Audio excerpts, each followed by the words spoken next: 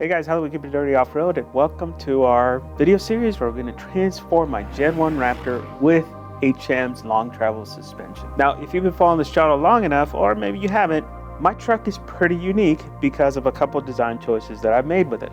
For those that aren't familiar with the truck, here's a quick refresher.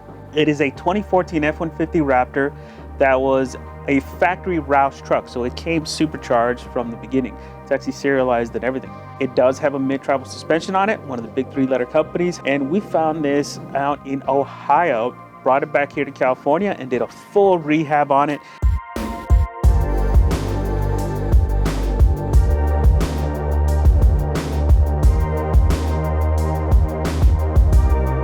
We worked with the original company to rehab the suspension completely. They swapped out the arms because they were really old, and I paid for a full refresh and everything on the truck. It then went to Hannah Racing Design to do a custom front bumper and plating.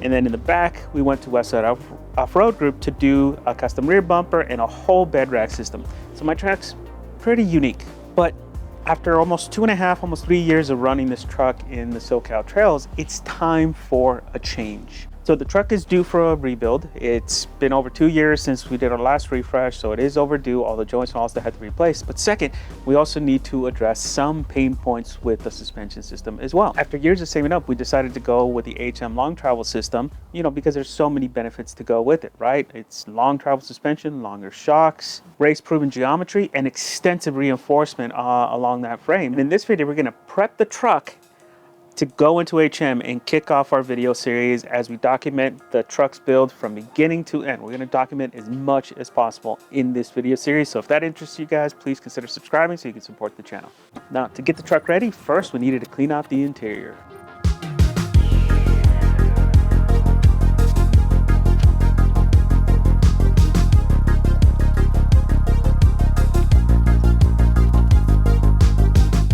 Then the outside needed a quick clean. We needed to rinse off all the mud because last thing I wanted to do is drop off a truck that has mud all over it.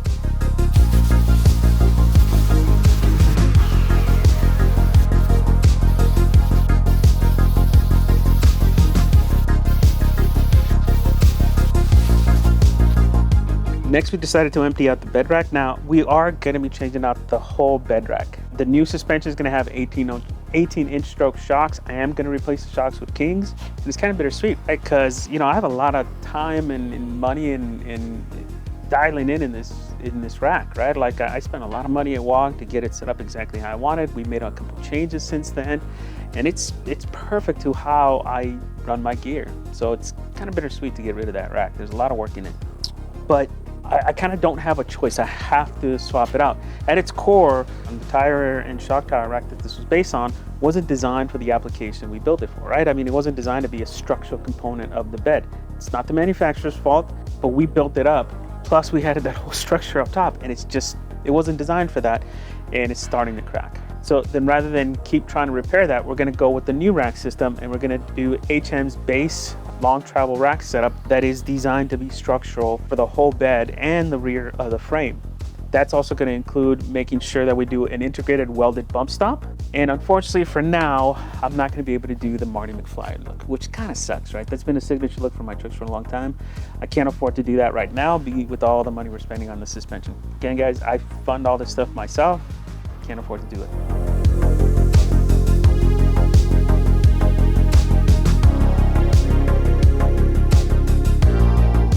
But as with any teardown, it's never easy. Anytime you work on these trucks, because of the abuse they take, it's never easy and you always run into problems. On this one, we ran into two problems. One, we had to cut one of the bolts for the shocks out.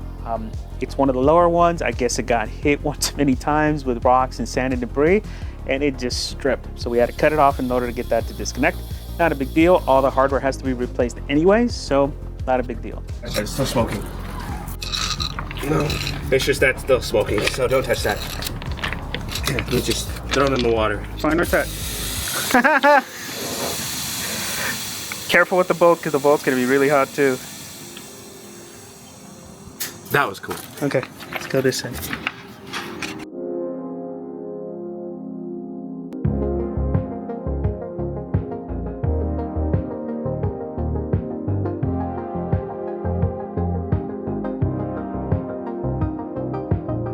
Next, we also had some issues with the bump stop. We were trying to remove it, and we actually used the Badland jacks to get that extra height in order to remove it, but we quickly realized that there's no plates back there. I incorrectly assumed that bump stop kit had plates on there so you can actually take it off down the road. It's not. It's one of those that they give you a wrench, one of those welded, really thin wrenches that you can bend to whatever position you want.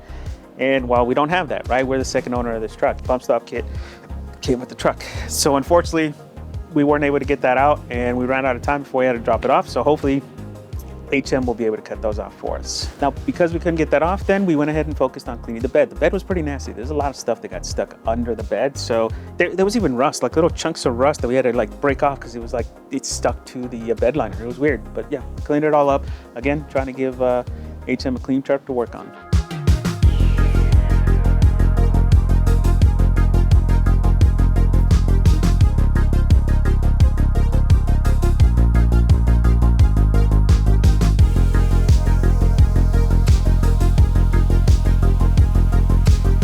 Then the next day we came back and started to disassemble the front suspension. Now I didn't take it all apart. The rear can run without shocks because the leaves hold the weight, but the fronts need the coilovers. But we did remove the bypass shocks. No reason to send that with the suspension. We can take that off now and the truck will still run, so we did. And then we also took the fender liners off because the current fender liners that are on there will not clear the long travel suspension. There's why have that go to the shop with HM. Might as well keep that here. So we took that all off before we took it out.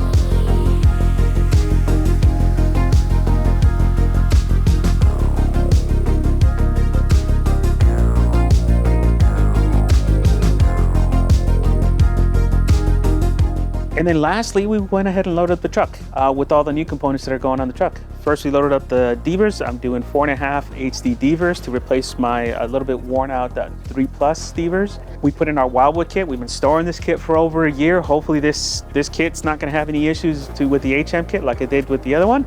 So we're gonna get that installed finally. And then we also gonna have a new power steering pump and a new filter for the power steering system.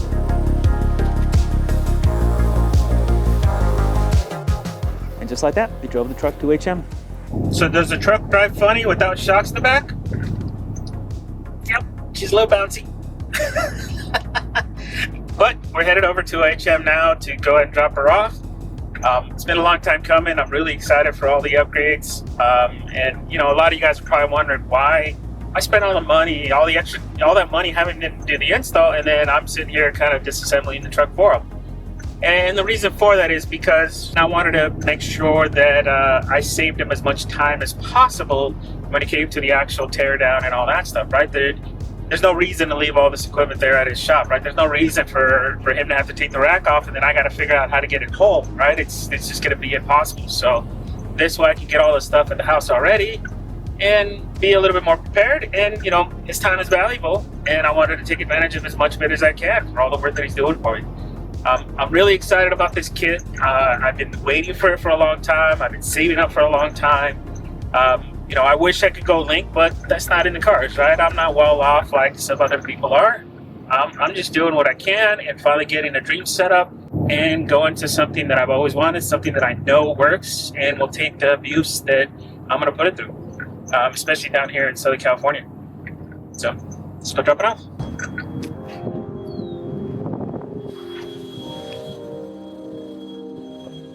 So funny how many of those people.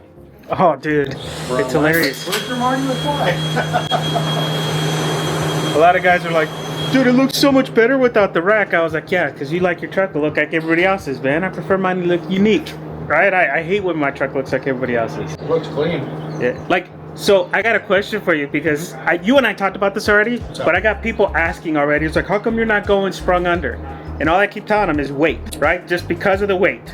Right? So yeah, weight, and I mean, honestly, like what we've done testing wise, I don't know if it's worth the money. You know what I mean? Like it does handle a little bit better, but as far as like performance in the bumps, works exactly the same. Right. From what I've seen. And you know? With the weight I carry, right? Because I do want to go camping, so I put extra weight sometimes, and then eventually I do want to go back to Marty McFly. It's better to go with sprung over, right? To handle the extra weight. Yeah, you carry more weight. So with the spring under is more like race truck. Yes, you got to stay lightweight, right? More pre-runner style. So that's why, guys. So a lot of you guys sitting there asking, it's like, why didn't you go? That's why. That's why. There you go. So that truck's getting done, right? It's getting finished up. Almost there. We're paint away. Paint away.